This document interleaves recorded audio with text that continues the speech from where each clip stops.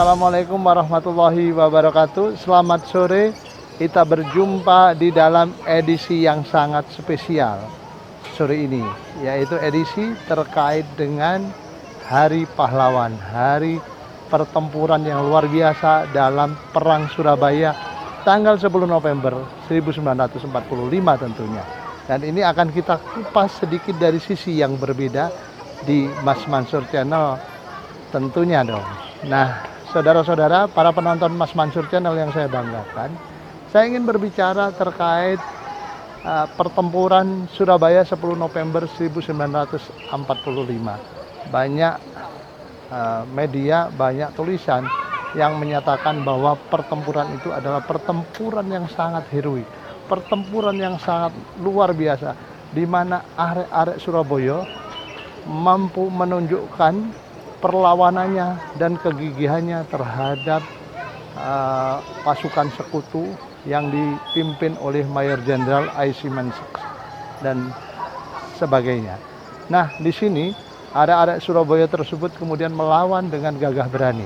Itu yang menjadi referensi daripada media-media atau tulisan-tulisan kita, baik tulisan untuk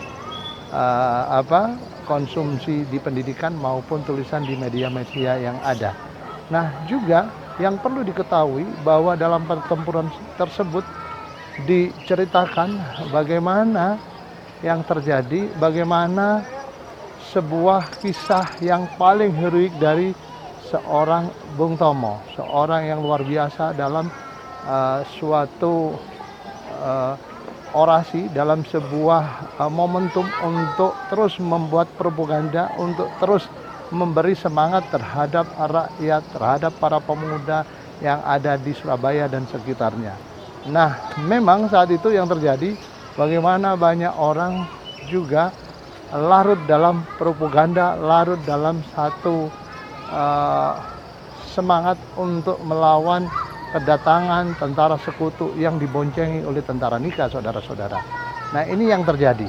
Namun, coba Mas Mansur Channel akan membedah dari sisi-sisi yang agak berbeda.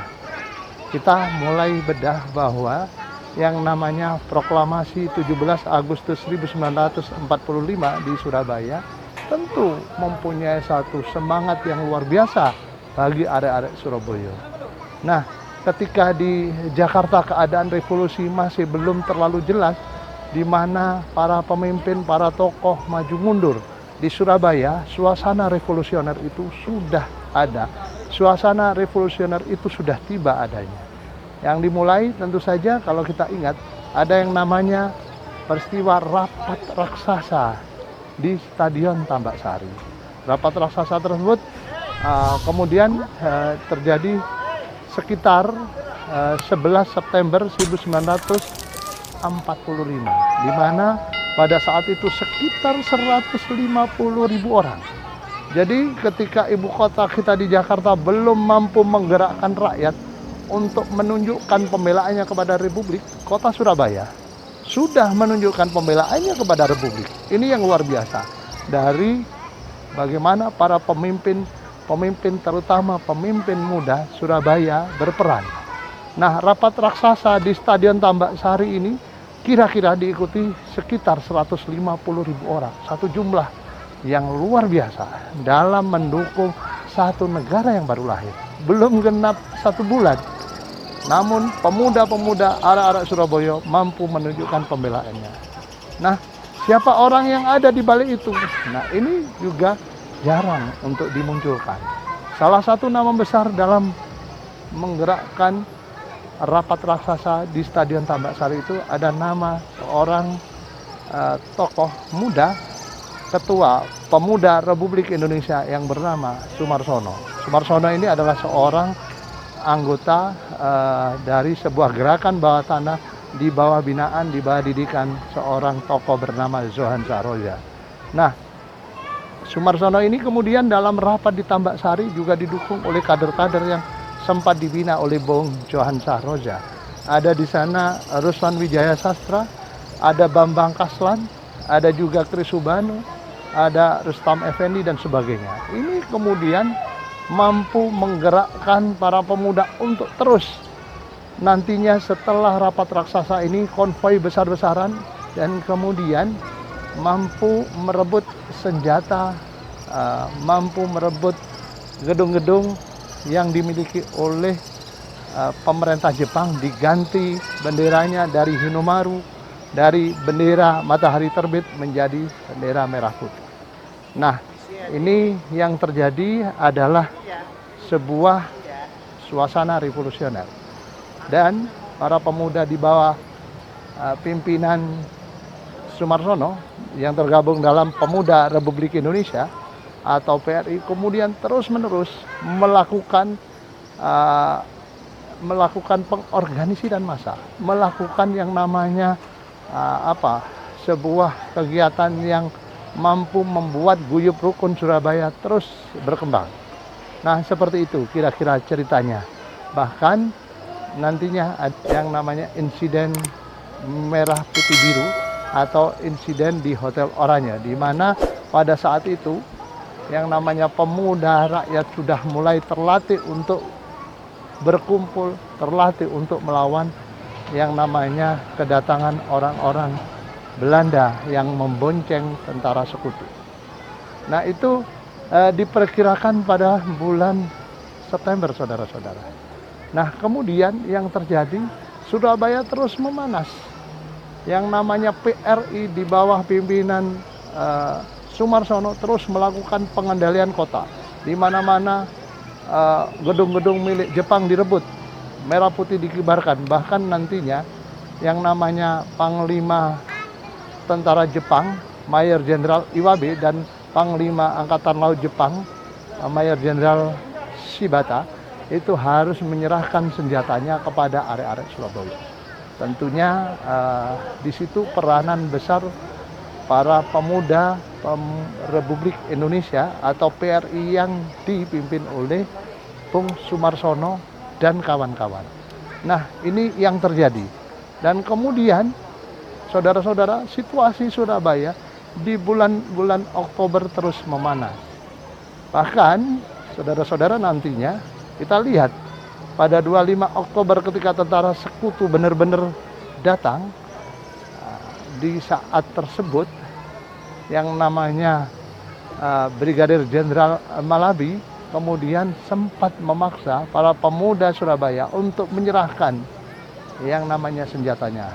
Tentu saja pemuda Republik Indonesia yang sudah mampu mengorganisir Surabaya tidak terima. Lah, kok enak bener yang namanya sekutu datang-datang, Inggris datang-datang suruh menyerahkan senjata. Padahal para pemuda sudah capek-capek, para pemuda sudah bertaruh nyawa untuk merebut senjata dari tangan Jepang. Nah, disinilah mental arek-arek Surabaya tidak gentar. Disinilah mental para pemuda kita terus maju dan menolak yang namanya ancaman dari Brigadir Jenderal Malabi. Sampai kemudian ancaman itu disisihkan, tidak dihiraukan, Malabi benar-benar menggempur setelah pada sekitar 28-29 Oktober terjadi perang besar di Surabaya. Namun ternyata 6.000 pasukan Inggris tidak mampu melawan banyak rakyat yang di luar dugaan sekutu, mampu digerakkan oleh para pemuda yang terorganisir, yang dikerahkan oleh pemuda Republik Indonesia. Saat itu sekutu terjepit dan Jenderal Christensen kemudian yang ada di Jakarta, pimpinan Inggris di Jakarta, menelpon Bung Karno untuk kemudian meminta gencatan senjata. Oleh karena itu, Bung Karno kemudian datang bersama Bung Hatta, bersama Bung Amir Syarifuddin, dan juga bersama dengan Jenderal Hawthorne ke Jakarta, ke Surabaya untuk meredakan yang namanya pertempuran Surabaya. Dalam pertempuran yang mana Inggris sudah kepepet tersebut, tentu saja sebenarnya para pemimpin perang Surabaya tidak mau. Namun Sumarsono akhirnya mengikuti kata-kata para pimpinan Jakarta. Ada Bung Karno, yang mana seorang tokoh yang luar biasa, ada Bung Hatta, dan juga salah seorang mentornya bernama Amir Syarifuddin, yang nantinya juga mungkin Sumarsono masuk dalam grup Amir Syarifuddin dalam Partai Sosialis Indonesia, tentunya yang kemudian bekerja sama dalam FDR. Nah, saudara-saudara, ini satu prolog dalam Perang Surabaya.